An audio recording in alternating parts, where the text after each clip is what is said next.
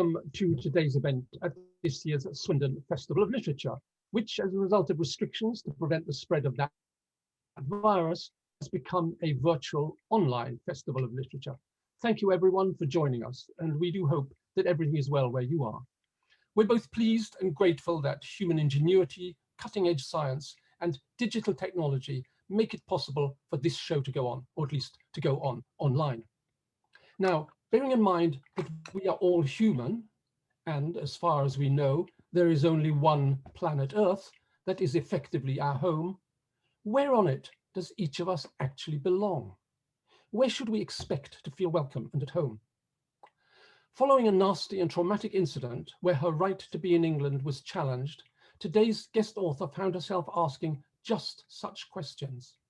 She found answers in nature, in the heart of England, and, best of all, through writing.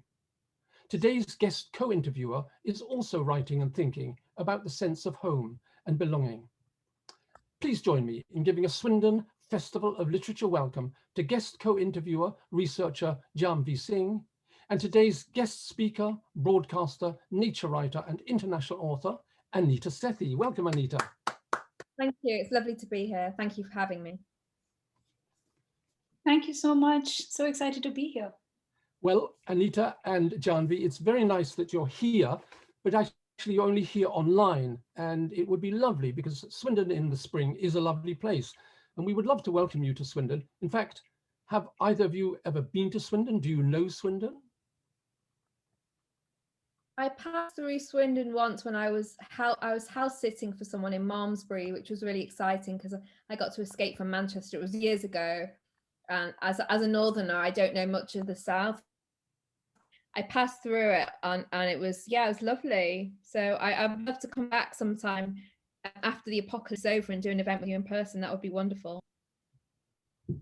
Thank you. Yeah, I actually did visit Swindon briefly for a day when I came to your farm, Matt. But I think I don't remember much, but what I do remember is there was this, it was a bright sunny day and there's this feeling of community and a lot of people who were meeting each other outside their gates and just having fun. So that's what I remember about Swindon. But I'm excited to visit again when we can. Lovely. Well, the sun doesn't always shine in Swindon, just as in Manchester, the sun doesn't always shine. And Malmesbury is a great place, John. Anita, I went to school there, so I'm glad you visited Malmesbury, which is just down the road. It was beautiful. Okay. It was beautiful. It was like going into the world. So. Lovely. We better get on to the topic in hand, which is your book, Anita. I Belong Here, A Journey Along the Backbone of Britain, which looks at both the nastiness and the kindness of strangers, and loveliest of all, I think, the wonders of nature here in England. Anita, please tell us more.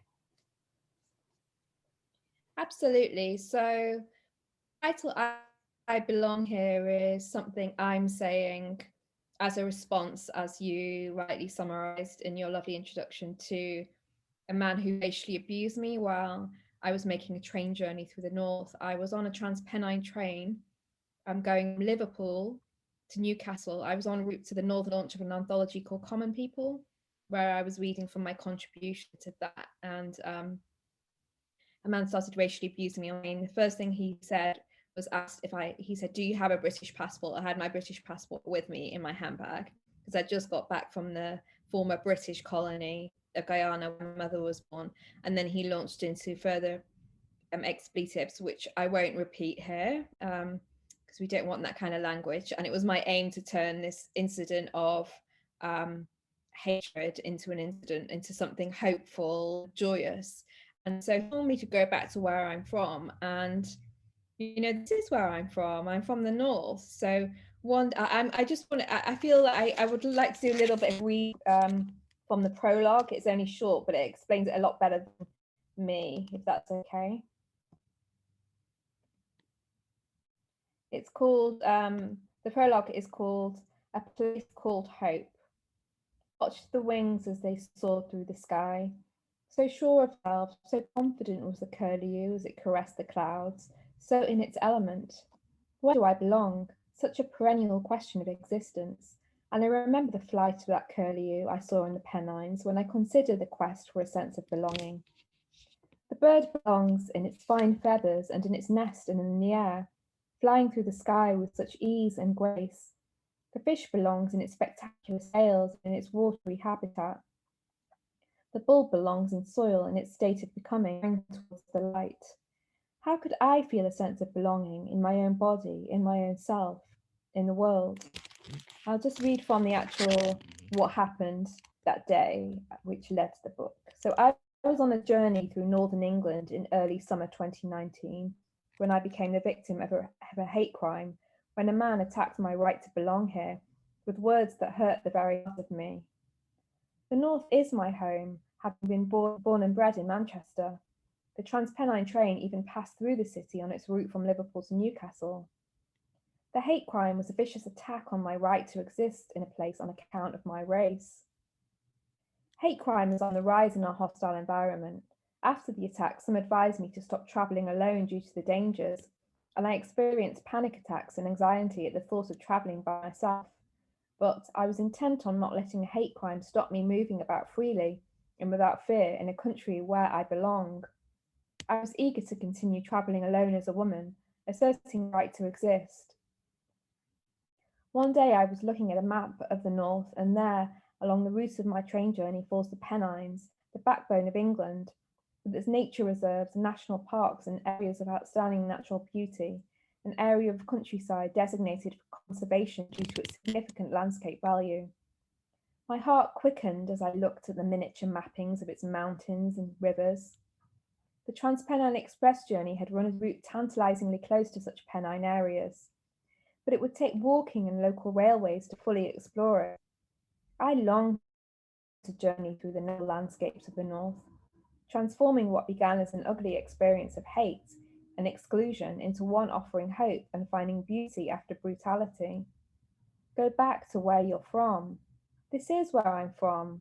I'm from the North, glorious North. Our emotional connection with places runs deep and forceful as a river, and during the hate crime, I felt how profound my connection was with the North. Although a racist official told me to leave, I felt a magnetic pull drawing me back, not to get further from it, but even deeper into it. My journey was one of reclamation, a way of saying, to adapt the Woody Guthrie song, this land is my land, too, and I belong in the UK as a brown woman, just as much as a white man does. Journeying through the so-called backbone of England also feels symbolic, a way of showing backbone myself, and that I won't let having been victim of a race hate crime curtail my movements through the world, despite the trauma and panic attacks that followed. The nature of trauma is that it lives on after the traumatic incident. The man who racially abused me was arrested, charged, pleaded guilty, and was convicted of a racially aggravated public order offence using threatening, abusive, insulting words and behaviour. After I heard my abuser had pleaded guilty, I felt the oxygen return to my lungs. But in the days and weeks that followed, I still experienced anxiety attacks, feeling the room closing in on me as my breathing became rapid and my heart pounded. I saw the man's face flash through my mind. I felt a crushing pain at the suggestion that I had no right to exist in the place that is my home. At my lowest ebbs, I wanted to cease existing. When I walked through the carriages, the man had threatened to set fire to me. I had nightmares about choking on smoke. Sleeplessness left me exhausted. Even walking the streets of the city, I felt a sense of claustrophobia.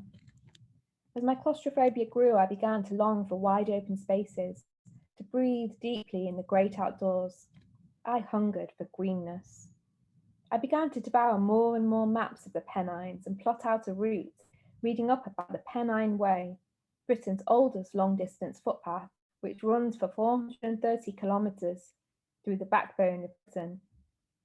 This path was the idea of the rambler Tom Stephenson, who, in 1935, wrote about how he yearned for a long green trail like those of the John Muir Trail through the Sierra Nevada mountain range and the Appalachian Trail in the eastern mountains of the US.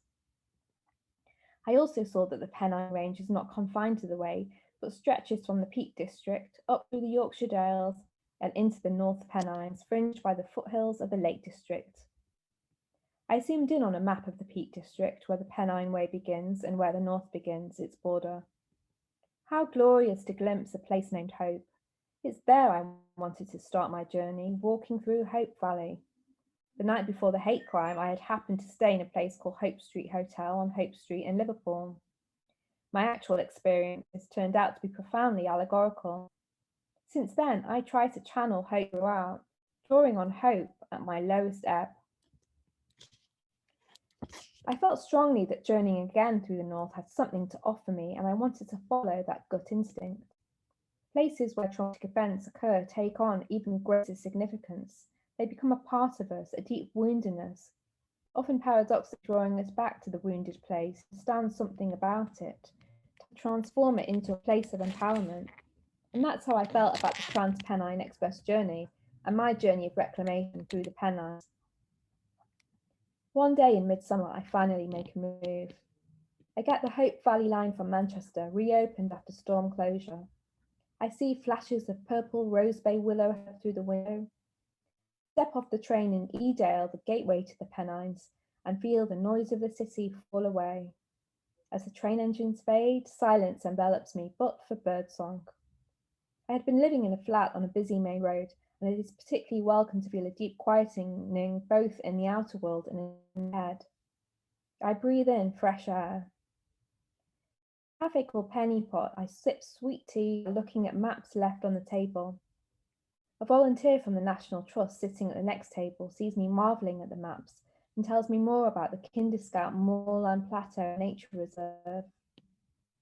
This part of the countryside is about access and the right to roam, as it is here that the Kinderscout mass trespass of 1932 happened, which helped to open up access to the countryside. Hundreds of walkers who were mainly from Manchester trespassed en masse on what was then private land and walked from Hayfield to Kinderscout, asserting their right to exist in places from which they were excluded. Kinderscout was at the time used to keep grouse for rich landowners. The walk was celebrated in the folk song The Manchester Rambler by poet and folk singer Ewan MacColl, who marched during the protest and knew that walking could be a radical and political act and lead to change, that walking could be a way of saying, I belong here. How are we doing for time? Do you want to throw in some questions now? Anita, I was getting lost in the reading, and when you mentioned Ewan MacColl and his lovely songs, it's just gives all the right feeling. And while let's have a chat about it, and while Jahnvi is thinking this question, I'd like to make my first question one that is related to the fact that you actually wrote this book, which is terrific. It has a bibliography, it has notes, it has fantastic index pages. So there's a lot of thought and research has gone into this book. And in the very early part of it, in the prologue, when you talk about belonging and the sense of belonging, you give us a nice introduction. You say this: but feeling like an outsider, being an outsider, has shaped my life in many ways, but most of all, it has made me become a writer, which is a really interesting line at a festival of literature. What part do you think feeling an outsider or not feeling quite as much at home as you'd like to be makes someone a writer or made you a writer? Thank you for that, Matt. It's a really, really interesting question. And it's a question that I've thought about my entire life, because I felt like an outsider for many different reasons, both because of the color of my skin, both because of where I grew up, and I think it gives you a different perspective. I think when you're standing on the outside and looking in at something, it makes you think about things in a different way, and it makes you kind of have, and then you can see first of all, it's about what you see. I have a chapter in the book called Bearing Witness, and when you're an outsider, you are witnessing things in a way that if you were right on the inside, you wouldn't necessarily see those things. So you have I mean, there are virtues in being an outsider, even though, you know, I do say that, you know, there comes a time when you have to say, I belong here. I shouldn't have to be on the outside. I'm on the inside. But being an outsider, I think it's very paradoxical in that way. You know, you want to be an outsider whilst also having, so it's about, you know, bringing the peripheries into the center. However, I think, to come back to your question, I think it's about perspective, and it's about where you're positioned. You can see more, you can see the whole, you can see the whole picture in a way that you wouldn't be able to see if you were like lost in the woods, as it were. So, and also I think that, so it's about bearing witness. You're bearing witness when you're on the outside, and then what follows is that instinctive urge to convey that position to the world that's excluding you. You want to have your voice be heard, not for your voice to be silenced, despite being on the outside. There's something about the like in between spaces, even being an outsider, literally. I mean, it's an interesting word, isn't it? Because this book is about being an outsider, both metaphorically and also literally being outside, being out. And it's a book about the great outdoors, so, and that's an irony in a way, because I embraced my outsider status by walking outside in the great outdoors. And yeah, I mean, embracing that can feel liberating, but at the same time, I think there comes a time to say, I belong here. But you're absolutely right. I deliberately, I asked that question because literary history is littered with writers of all colors, of all races, and of all nations who have said that when they are content and happy, they don't write. Albert Camus wrote L'Étranger, The Outsider, Colin Wilson, The Outsider, and many people who didn't have the same problem that you had, but still don't feel quite at home in what we might call conventional circles. Do you feel like that as well? Yeah, I mean, my other, you know, when you were talking, and my other answer to your question is that for me, I write in the book how writing is building a home for myself where I don't feel that I had a home previously. So writing for me has always been making a home for myself in language, out of words. So I have a, you know, there's a bit in the book on books and belonging about when that sense of outsiderness first transformed from loneliness to creativity, to vocation, and towards building a home out of words and language. So I feel that words and language can give me, as I think you said at the beginning, somewhere to belong. So when you feel like, when you do, I mean, it comes back to that question of home, and, you know, home is a big theme in this book. And what happens when you don't feel at home, when you don't belong? You look to create another home for yourself. And for me as a writer, and as you say, for many other writers, we make homes for ourselves out of language, out of words, and that's where we belong in our minds. Obviously, you know, you can't physically live in a book that you've written or a book that you're reading. And I do explore that paradox in the book as well when I'm talking about actual homes and you know, the housing crisis. But, you know, writing is a wonderful home for the mind, and the spirit, and the heart. It's a place where you can belong. And I think, you know, a lot of lonely kids, a lot of children who feel like outsiders turn to books, literature, and music as well, because it makes them feel, it gives them somewhere to belong. It gives them a home, gives them a sense of, you know, you can, so when you read, you can lose yourself. And I think I called you earlier and you said you were lost in writing something. You can lose yourself in that world that you're creating. And reading as well, whether you're reading or writing, you know, it gives you that sense of insiderness. You're losing yourself in, it's giving a home for the mind. Absolutely. Hence the expression "lost in a good book." Yes. Jahnvi, what would you like to check out with Anita? Yes, absolutely, Anita. I was getting lost in your words because when you were reading, and and in your book itself, and when you were speaking right now, there's such detail in the way you use words. You know, there's you hear that, you read that, and you know where you are. It's almost like an orientation, right? That when you when you know where you are, and it's like a map that you're drawing out with your words. And what I found really interesting about the journey that you took, where you it was a very personal feeling of unbelonging for you. It was a very personal experience that drove you to take that first step. Um, and what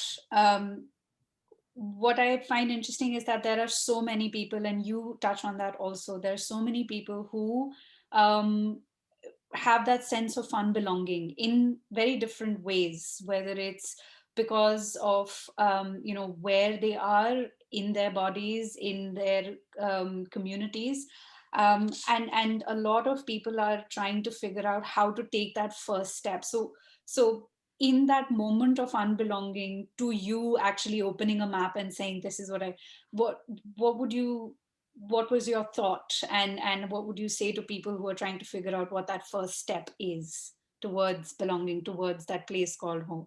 Yeah. I mean, thank you for that question. You're absolutely right in that people do have a sense of unbelonging in their own bodies. And first of all, I'll just explore that point, because I think it is a really important point. And, when you're growing up in a culture which is predominantly white and you don't have white skin, you can often feel a sense of unbelonging in your own body, because society has made it feel as if, skin that isn't white is the minority culture. And there's been a long history of the idea of brown and black skin being inferior. So obviously that's changing as society develops, and you've had the history of black beauty movement and so on, and people have been campaigning throughout history to change those toxic notions. But I think those toxic notions lead to an idea of not belonging in your own body. So that's absolutely central to the book, and that's why I structured the book around the body. And so for me, the structure of the book was really important, because it emphasized that structure around parts which are called mouth, which is about speaking up, using the voice. And I think, in answer to your question, I think the first step towards finding a sense of belonging is to open your mouth and speak, use your voice, or pick up a pen and write, whatever your medium is to express yourself. You might find that people might find another medium. It might be playing a piano, it might be drawing, it might be creativity, it might be anything that makes you feel connected to other people. I mean, as I say in the book, human beings are creatures of connection and communication. Whatever medium you prefer to communicate with, for me, it's been finding my voice, and I'm not being scared to use it. So, which is why it's a pleasure to be speaking to you about the book. Thanks again for having me. And so that's the first part of the book, is mouth. And then there's a section called skin, which explores obviously the surface, which we're so often judged by. But then I explore how, when you learn about skin, it's fascinating, because why people actually have different skin colors at all. So melanin is there in our skin, and I explored that, and how skin serves a protective function. And it's heartbreaking that what should serve a protective function is often what leads to people of color being racially abused, as I was, because our skin's there to actually physically there as a protective function. So, the skin we're in can affect our experience in the world. However, then the book moves on to a section called backbone. So, and then lifeblood, and then feet. So the journey in the book was to start with skin, but then get beneath skin to show how fundamentally we are all connected. Skin color is just, it's a surface thing. And that's when looking to nature, for me, to answer your question, gave me that sense of belonging, and I think can give all of us a sense of belonging, because irrespective of our skin color, we all need oxygen pumping through us, and that oxygen is created by trees. Therefore, we are not apart from nature, we are a part of nature. And when you realize that, and it's something that a lot of us don't realize, that they'll actually spell out to me, because I was lucky enough to go bird watching with Margaret Atwood, and she really spelled that out. She said, if it wasn't for trees and the plants that make our oxygen, none of us would be alive. And she said a really moving phrase: loving one's neighbor means loving the air in their lungs. And I think so, looking at nature and realizing we're connected with it is extremely primal, and shows that each and every single one of us belongs here, irrespective of our different skin colors or our differently shaped bodies. You know, there's a lot of body dysmorphia in our society. We made a lot of shame in society and cultures that we grow up in. So turning to nature is an incredibly equalizing thing. It brings all of us back down to the common denominator, is that we need air in our lungs to be alive. And for me, turning to nature was also great for my sense of belonging, because I've been asked a lot for the course of interviews for this book, you know, do you feel alienated being a woman of color in the countryside? And I'm like, well, actually, when you go to the countryside, when there are not many people there, for me, it was absolutely the opposite. It was comforting, because if you are alone in nature, a bird or a butterfly is not going to ask me where I'm from. They could not care less where I'm from. So in that sense, it's incredibly liberating. And also the other thing about nature, which gives a sense of belonging, and why I think children of all backgrounds need access to nature, is that it gives you that connection. I mean, you look at the soil, it's black, it's jet black. I was teased about having the hair this color and skin this color as a child. You look at nature, the soil is jet black, the tree barks are brown. You know, they're very, very natural colors, but they've been demonized and stigmatized by society. So when you reconnect with nature, it creates a sense of belonging in so many different ways that would fill a whole book, and has done. Yeah, I tried to synopsize some of them in my answer, but thank you. It was a lovely question. It was a fantastic question, and look what it elicited. I mean, that's so interesting and so lovely. I want to go back to something a little more prosaic, which is, you know, Jahnvi has got from you what you took, how you took your first step, and what the results were. Part of that first step, or part of the spur to you actually taking the first step, was being insulted, being abused. Yeah. And you say something really interesting about that, it strikes me.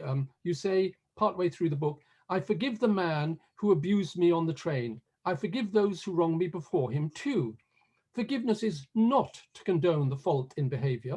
Forgiveness is to see the ignorance at its root, to not let the feelings of hurt and anger corrode us, and to be able to walk on and move forward.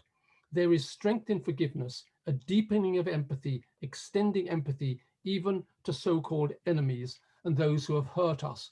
Well, that's almost Christ-like. Jesus says things like that. But the point I think is that's strongest in there, I feel, and that you deal with really well in the book, is that ignorance is at the root of what that person said to you. Ignorance. Yeah. So they are potentially a good person, but ignorance has made them say such stupid things. Would you like to expand on that? Yes, I would. First of all, thank you so much for that. Such a careful reading of the book, because this is my first book, and it's just, you know, it's published on Thursday. And, you know, so I'm really meeting my first readers, and it's really wonderful to hear that you've actually read the book, because not everyone has when they do these interviews, and also that you've read so deep into the book to get to that section, which means a lot to me. You know, it's the bit you quote is absolutely at the heart of the book. It's one of the messages I really wanted to convey, and to expand on that. Absolutely, it comes in a section called fault lines. And so in the section called fault lines, I wanted to look at, you know, it's not enough to say this person did this. I think we urgently need, as a society, to look at the root causes. And this book is about looking at the roots, both, you know, I get back to the roots, both in terms of tree roots, the roots of PR, but the roots of human behavior and the roots of behavior. Why do people behave the way they do? And I think context is so important. And in the past years, showing more than ever how we cannot ignore context. Why people do? Why are people? Why? I mean, why? I just want to ask the question: why? Why are people? Why would someone behave like this? And also, so when you look at the fault lines are really important to this book. So the Pennines was such a metaphorical landscape to walk through. Like that's what I say when I say walking this journey was like a gift. The landscape, the natural landscape was like a gift, and that it offered up so many ways of thinking about human behavior as well. And one of those was the fault lines. Another one was scars, but we'll come to that in a bit. But fault lines are geological faults in the Earth's surface, and the Pennine area is an area full of faults. And of course, us humans are full of faults as well, including faults in behavior, like what happened to me on the train. And we've all done bad things. We've all done things that we regret. We're all capable of being good or bad people. And so I wanted to look at the fault lines in society. So as you rightly say, and make the important point about ignorance, the lack of education is a fault line in society. Racism is a fault line in society. Ignorance. And so, you know, a big part of the book, consequently leading on to that, is the lack of education about who we are and where we come from. When I was growing up as a brown-skinned child in England, I was taught nothing about why I was here. And then people wonder why there's racism. Why didn't they teach us? Why did they teach us more about the Tudors and Henry VIII's wives? Why do I know more about what Henry VIII's wives wore? Why do I have more vivid memories of school of colouring in their dresses than I do of learning about why people of colour were here? I grew up in a multicultural city. We were talking about Malmesbury before, and the UK is, you know, an interesting place like that. You have, but I mean, for me, I grew up in an incredibly multicultural city, yet there was so little in education about why this country is multicultural. Why was I, a brown-skinned girl, sitting in a classroom in England? It's absolutely fundamental to the story of Britain. So this book, I Belong Here, is subtitled A Journey Along the Backbone of Britain. That's a journey both geographically along the backbone of Britain, which is the what's known as the Pennines is dubbed the backbone of Britain because of this amazing limestone rocky formations, and the Windsill, which is another amazing formation. But it's also a journey along the backbone of Britain, historically answering those questions that you just raised about why would people behave like this? Why is there this ignorance? So I go deeper into showing how there's this massive ignorance about Britain, about British history. You know, the dark, but these issues of colonialism and immigration in Britain's past have been woefully whitewashed from history. They've been whitewashed from history. They've been whitewashed from the curriculum. That's why someone says, "Where are you from?" If I say England, they will think I'm lying. Why? And absolutely, Britain colonized so much of the world. The Commonwealth, people don't even know what the Commonwealth is. So the Commonwealth, you know, is comprised of billions of human beings. Britain, the reason I'm here, there's a phrase, "I am here because you were there." That's why I'm here. I'm here because Britain colonized India, where my ancestors are from, Kenya, where my dad was born, Guyana, where my mum was born. They were all British. They were colonized by the Brits. I was born here because Britain was once there. Amazingly, we were not even taught this history at school. And then people wonder why why there's this ignorance and racism. It's shocking. So I do think it's important to understand that, you know, ignorance is often at the root of bigotry of all kinds. I mean, would you hate yourself? And as I said, you know, loving your neighbor is loving the air in their lungs. Once you realize how deeply we're all connected, it becomes impossible to really hate someone else, because it's like hating your own self, because we're all connected. So I think, yeah, ignorance is a big theme in the book. And also fault lines, so I look at the fault lines of ignorance, of racism, of misogyny, and then the consequences of how does it feel to be treated, for all those issues to be brushed under the carpet. Then I look at the consequent issues of mental health, because that's another important topic of the book. Is, you know, I don't think there's enough understanding about how racism or abuse of any kind affects the mental health. And I don't give away too many spoilers, Anita. We want people to buy the book. Yeah. But if this book is anything, it proves the point of one of the slogans of the Swindon Festival of Literature, which is life is for learning at the Swindon Festival of Literature. And overcoming all sorts of things is to do with learning something about it, trying to understand. Jahnvi, it's your chance to ask another question or make another point. Oh, I mean, I was just reflecting on what you said, Anita. It's also how we define belonging. And it's, in the projects that I'm doing and the conversations I've been having on this word belonging, so many people associate it with our relationships to others. And as you so rightly put it, it's as much about our relationship with ourselves, and how can we accept ourselves for who we are, and also then tie that into the relationships we have with those around us and the places that we're in.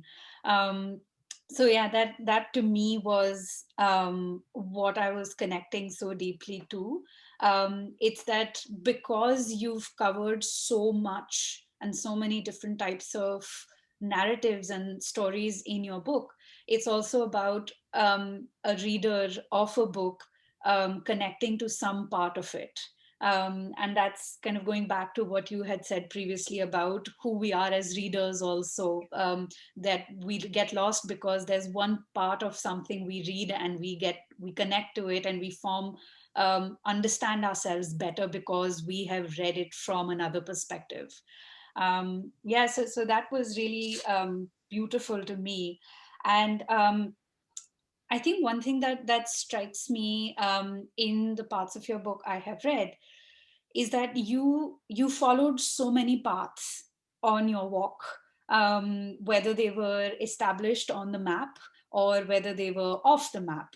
And you met so many people who accompanied you, or who pointed you along in one way or another, and gave you so much space for your own reflection of the connections that you made, that you shared in your book. And so, like, what are those connections with yourself? What is that belonging to yourself that you've made, in the journey of not just the experience that you had, but also in the writing of the book? And now that you're hearing others speak about your book, what is that bringing out for you? So I'll go back to your wonderful slogan of the Swindon Literature Festival about learning. And so what I learned on my journey is that the etymology, I really love words, by the way. So this book explores prose and the origins of prose as well as plays. So I'm a total etymology geek. So the etymology of, I'm not interested only in where I come from, I'm interested in where words come from.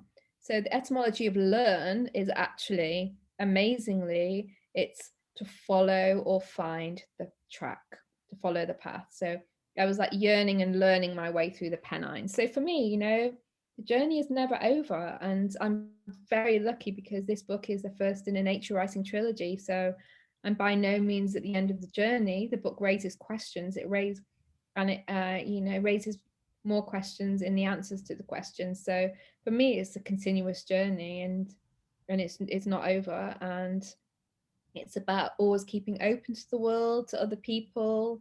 And you're right, I met some wonderful people along the way, because my journey started off with the cruelty of a stranger, but I also have experienced the kindness of strangers. And I think life is about working so hard to let that positive win out. It's very, very easy to be engulfed by negativity and overwhelmed by it, but I think it's something that we all have to work with every day, is to remember the kindness and the goodness that we've experienced, and to let that win out, and to never stop, to keep, as you say, keep putting one foot in front of the other, even though sometimes it can feel like you just can't go on, is just to keep learning, which also means keep following the path, keep following the track. They mean the same thing. So my journey is far from over. I will not be silent. I will not stop walking through the world, my home. That's one of the sentences from the book, and it still rings true for what I want to do next. it's absolutely clear that you love words and you love sources and you love literary references. And I love the simplicity of your section titles: mouth, skin, backbone, lifeblood, and feet. I mean, and then you have sections underneath that, basically. But then you also, for example, great quotations at the start of sections. I don't know how you came across Antonio Machado, great Spanish poet, but it's all about what you've just given in that answer, that the paths we take and the roads we take, it's a kind of Robert Frost thing, except that it's the same sort of theme, isn't it, Anita? Absolutely. Well, I've loved that poem for a while, actually, because I did an A level in Spanish, and then I did a bit of Spanish because my mom was born in South America, even though she doesn't speak Spanish, because Guyana is a very interesting and complex place. My ancestors came from India to work as indentured laborers in Guyana, which is also part of the Caribbean, but geographically part of South America. So maybe or maybe not, this is where my interest in Spanish came from. So I ended up doing A level in Spanish and discovered Machado. Absolutely love that poem. And and so that's one of you make your own path as you walk. There is no way, we make our way as we walk. And that's about being, here it is, and I just want to read it because it's very short and it's nice to have a bit of literature in there. Traveller, your footprints are the only road, nothing else. Traveller, there is no road. You make your own path as you walk. As you walk, you make your own road, and when you look back, you see the path you will never travel again. Traveller, there is no road, only a ship's wake on the sea. And that was, at the heart of my journey, because I was following Britain's oldest long-distance footpath, the Pennine Way. Yeah, I was also making my own way, as the Frank Sinatra song goes, just to mix up Frank Sinatra with Antonio Machado there for a bit of cultural contrast. So it also says that each and every one of us are unique. And despite all the paths that have been carved for us by thinkers, and I'm thinking about thought lines as well as path lines, we all have something unique to offer to the world. And I think that gives us a sense of belonging as well, paradoxically, when you realize that no other human being is quite like you, has your unique fingerprint. It's quite paradoxical, because not only are we all fundamentally the same, we all need oxygen on our lungs, we are also all incredibly unique, and we make our own path as we walk, and we will leave something completely unique behind in the world. And that's quite paradoxical in a way, and that can reinforce a sense of confidence and therefore a sense of belonging, because I think confidence often brings a sense of belonging when you feel at home in your own self. Anita, we're coming to the end, and before we do, and to give you and Jahnvi a chance to think of any last things you want to say, I want to go to a section in the book which actually came halfway through the book, or actually a third of the way through the book, at the end of the skin section, which could almost be the peroration for the end. It's so brilliant because it deals with language, with walking, with recovery, and I want to read it by way of my acknowledgement of how many passages in here were just stood out brilliantly. Walking and reclaiming words can be acts of defiance and hope. Walking and words together. Walking through the streets with words held aloft on banners, words painted and drawn and felt tipped and in all manner of color, on paper, on cardboard, placards, and onto skin, black skin, brown skin, white skin. Dehumanizing language is designed to cause despair, but I will not leave the pathways that I walk upon. This place I call home. I will not give in to fear and despair. Instead, I'll walk even further, even deeper into this place where I belong. I mean, it's just say it like it is. It's lovely. And that's only halfway through the book. So you've got to get the book to find out what else Anita says. Yes, thank you for that. Cliffhanger, literally, because there's literal cliffhangers in the book, because I do walk up some cliffs. So. Jahnvi, is there any final thing you wanted to ask or say to Anita? I just want to, end on saying that, Anita, this book is giving us so much thought and insight into not just what you went through, but what what so many of us go through in our minds, in our experiences every single day, in interactions and as we walk out of our doors. And to know that what you said right at the beginning, to use your voice and to say just that, in the hardest moments, to say I belong here, and to say that is to me that first step, to even just figuring out the small moments when I might belong and how I might make associations with a place, another person, with myself. So yeah, just, I mean, thank you so much for such an exceptionally written book. Jahnvi, thank you That's so very much, Jahnvi. I'd like to thank both of you as well, because it's really special for me to do this, because it's one of my, the first event. I've done lots of interviews for the press, but this is my first, actually this is the first event that I'm recording for the book. So, and it's just absolute privilege and honor to have read so carefully by such perceptive readers as yourself. I really, really appreciate it. Thank you. And your questions were just wonderful and so thoughtful. So thank you so much. Well, I do have one more. I do have one more question for you, actually, Anita. One more question for you, because the book does deal with difficult issues, and it is well researched, and it looks into things, and some things that you deal with are tricky. But one of the overriding things I felt again and again was the kindness of strangers. You kept coming across it, and for me, that lifted the tone away from the difficulties. Do you agree? And was that your intention, the kindness of strangers?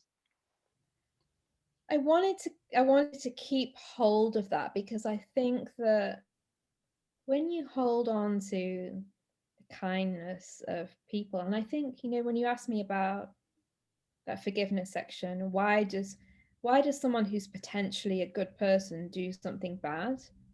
I think when you can see the kindness in other people and believe that people are fundamentally good people and we're all capable of kindness, it makes you consider your own behavior as well. And kindness absolutely is at the heart of the book. Being kind to each other, being kind to nature and the world we walk through, which is important as lockdown eases and we're going on day trips again. So it starts off with me walking through that place called Kinder Scout, which is again another place name that lends itself to things spelt kinder. And that's when it made me start thinking about the topic of kindness. And I think we also all need to be kind to ourselves, because when you internalize a sense of unbelonging, you start, it can make you like yourself and be unkind to yourself. So I think we need to be kind to ourselves as well, and forgive ourselves as well for and that allows us to move on and keep putting. So I think kindness is absolutely important. Kindness to each other, kindness to nature and the places we walk through, the people we meet along the way, kindness to ourselves. And I do think that people are fundamentally good people, and keeping sight of that, it's like a light, isn't it? It's like a light, it's like a candle. And what's it, lighting someone's candle doesn't mean your own goes out. So when you can see that in someone else and bring it out, it has a very cumulative effect. And the kindness that magnifies. Anita, you can't say better than that. You can't end on a better note.